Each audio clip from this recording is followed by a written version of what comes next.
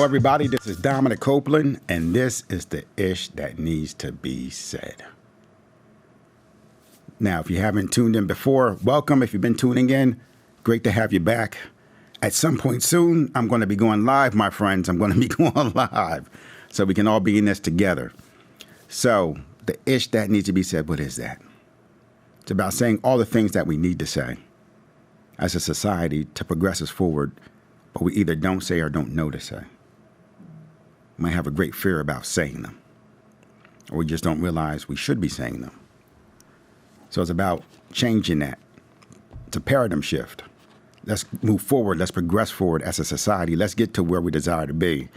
And let's do it through speaking about the stuff that needs to be said, the ish that needs to be said that we simply don't talk about. So somehow I became the one to do that. How, I don't know, but sometimes you just got to step up. Sometimes the moment is calling and you're the one to answer. So don't be afraid of that, my friends. That's just part of the natural process of life. At some point, you're going to be called to do whatever it is. What that is, I don't know yet for you. But when that moment comes, don't be afraid of it. Just step up and step in. And then show up and show out. Step up and step in, and then show up and show out. Do what you do. And if you fall flat on your face, that's okay. It wasn't your time to succeed in that arena, but you succeeded just by stepping into it. Get back up, brush the dirt off your shoulders, clean up your face, wipe your tears, go right back at it. Go right back at it. Because at some point, you're going to build yourself up into something that no one can stop. And that day you become unstoppable, my friends. It's that day you would change the scope of humanity and the world itself. Don't be afraid. Be brave, be bold, embrace what's coming.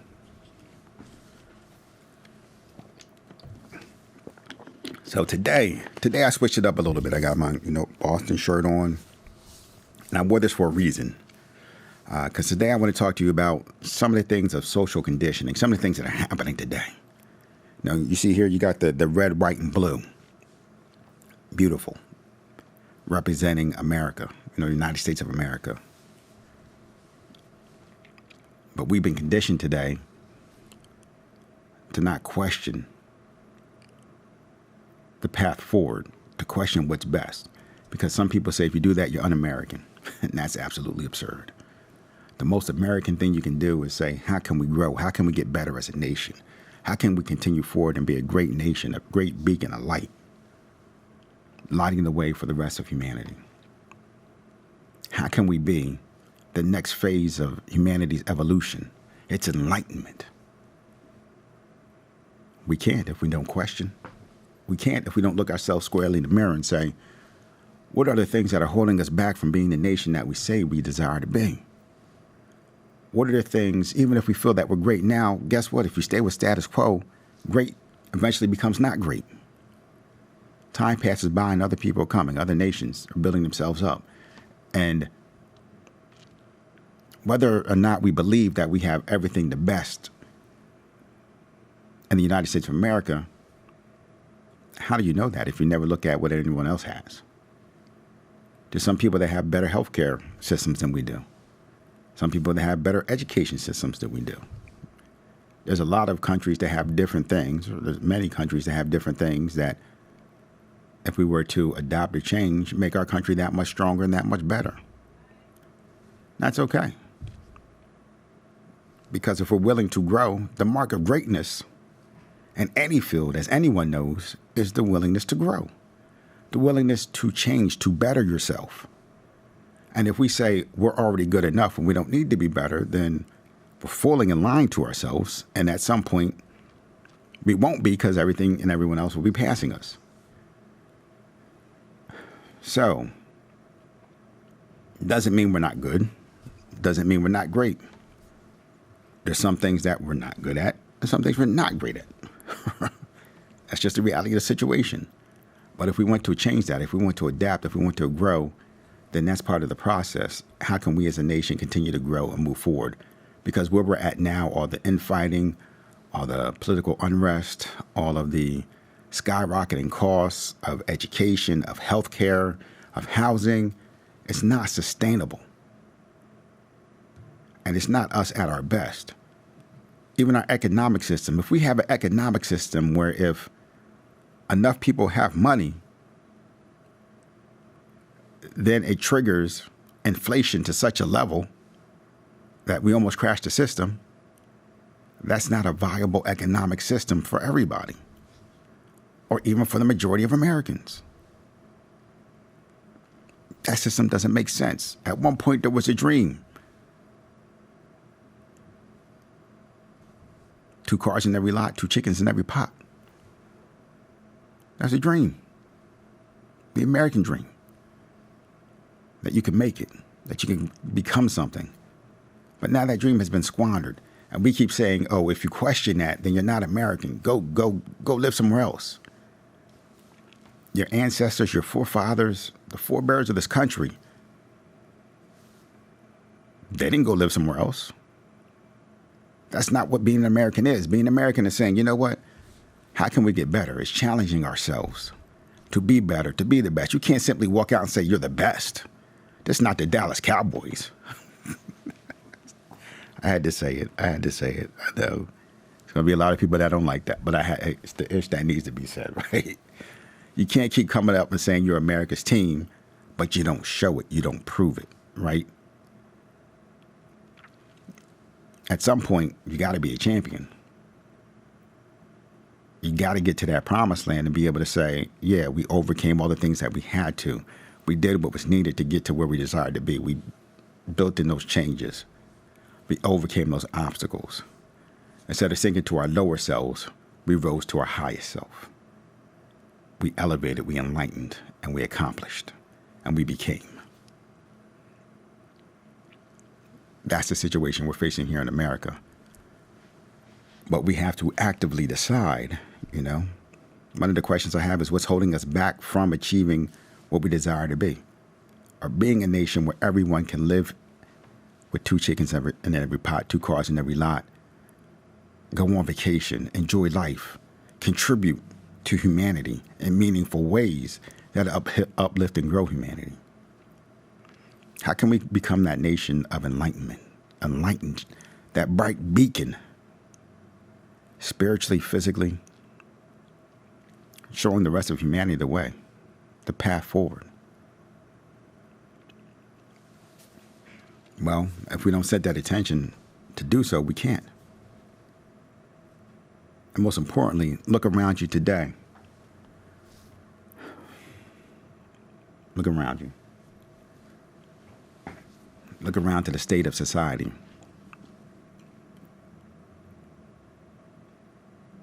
Society is a conditioning device, right? Society conditions you to be a member of that society. Whatever society you're a part of, you're being conditioned to be a member of that society. So what are we being conditioned to be today? Well, gas prices, they started to come down, but they exploded. Prices for just about everything exploded. But what happened along with that? Marijuana was made legal. Gambling was made legal. And so many other things, all of the vices, the things that we used to say devalue humanity, that bring us down, that make us less than, that keep us from questioning, that keep us from wondering, that keep us from looking, that keep us from being able to do something about the situations we find ourselves in. All those things have been made illegal now. And I said before, I don't think marijuana should be illegal, but it shouldn't be something you do every damn day, several times a day. What are you medicating yourself from? Wake up. It's life. Live life. See the world. The greatest drug you can ever take is living. Life, all the things that you go through, all the ups and downs, the highest ups, the lowest lows are right here in this game called life. And if you can learn how to manage your own emotions, your own states, your own feelings, your own being, you don't need any drugs.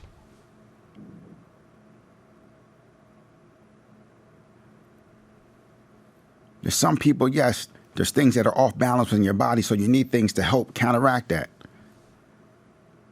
But if you got to do it every day, all day, my friends, it's not working. It's not productive. You need something else. You need to tap into yourself, because all of a sudden that drug becomes a crutch. That crutch becomes a wheelchair. That wheelchair becomes a pine box.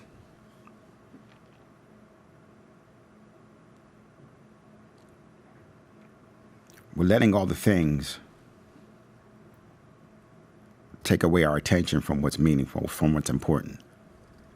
Because we feel like life is too hard, it's too tough, it's too difficult.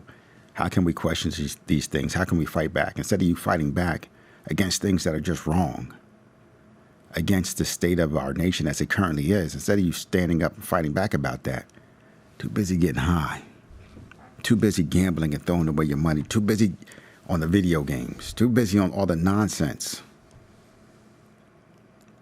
Nonsense is nonsense. But if we want to make a true change, the forefathers of the nation, a lot of people who were successful, Frederick Douglass, Dr. King, all these other black Americans, women, white men, people of different cultural backgrounds, Asian to Latin American, Hispanic, Native American, they did not spend their time on all the bull. When they spent their time on all the bull, that's when their society was finished. It was done, been taken over. For the enslaved, because they weren't slaves, no one's born a slave. You have to be enslaved, meaning someone had to enslave you. So they had to be enslavers, okay? That took away your rights, because we're all born free. None of us born as a slave. So there was no slaves. There were just enslaved people, right? And the issue there is, even with slaves seeking freedom, they weren't wasting all their time on the nonsense. But you know what? The people who enslaved them, who wanted to keep them from questioning themselves, from questioning their reality, from doing something to fight back and stand up, what did they do? They gave them all the vices so that they can feel good. Here, you can go have sex. You can go drink. You can do drugs. And then you can get up in the morning, work my fields. Do what I tell you to pick this cotton. At night, when you're done, you settle down, I'm going to give you all the vices that help you to go to sleep nice and calm. Help you not to question. Don't fight back, because then you won't be able to get all these good vices that I'm giving to you. Won't be able to get high. Won't be able to have all the sex you want. Won't be able to do these things that I'm giving you and I'm granting you. I'm a good master. This master is kind. This master is giving. This master is gentle. This master is caring. This master is taking care of you. See, I give you what you want. I makes you feel good. Just go work these fields for me. Just go do as I tell you to do. We'll be okay. We'll be good. I'm your master now. And your master's good. So I give you all the vices that you want, all you can handle. Don't that feel good to you now? Ain't that wonderful? Is master good? Oh, yes, master good. Master good. Master kind, master kind, master kind. Is master right for you? Oh, master right. Master right. Thank you, master. Thank you.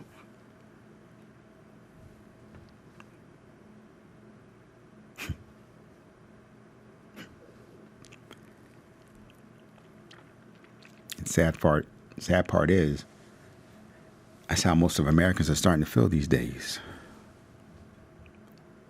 Being conditioned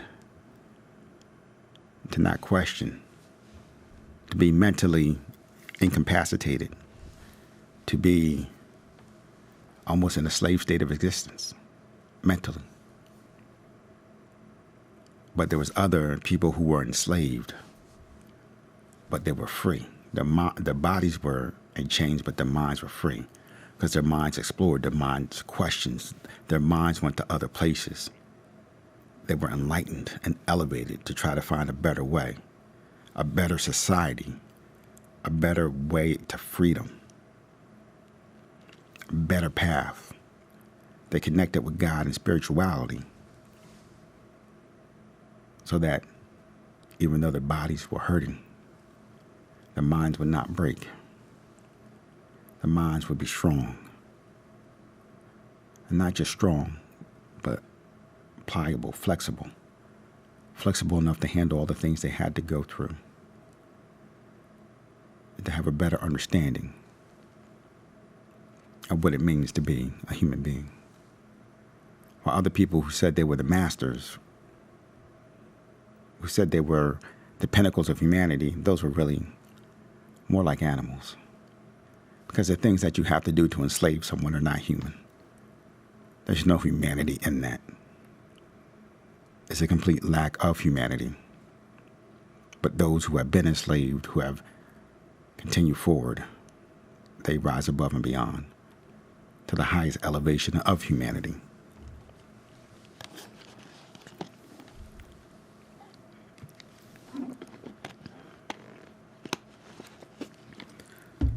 So, I'm not here to tell you the stuff you want to hear again. I'm here to tell you the ish that needs to be said. So that's why I'm saying what I'm saying to you. And that's why I'm saying it the way I'm saying it to you. I'm not, my name's not broccoli. I don't want you to have to fight against me because you don't like the taste. So I'm trying to give you that little bit of sugar that helps the medicine to go down, as the saying goes. Because, my friends, you are being conditioned today, whether you know it or not. Conditioned to not question. Conditioned to just freely go along. Conditioned to stay divided to keep you from looking at what's really happening and who's really the ones doing it. Instead of us coming together, we continue to pull ourselves apart. But the only way we can change things is to come together. As a society, as a humanity, because that's what's going to be needed as we move forward. We must condition ourselves to be the people that we desire to be, who can live the lives that we desire to live. If you want a good, happy life, then it's not about screwing over other people. It's not about there's only so much of the pie and I have to get as much as I can or take the whole pie and hoard it so no one else can get it. This is all mine. Who are you, Gollum? My precious.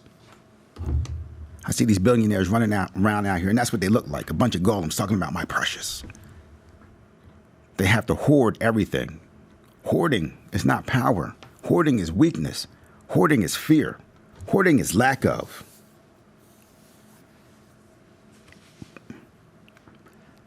How can you say that you're all powerful? How can you say that you're a billionaire?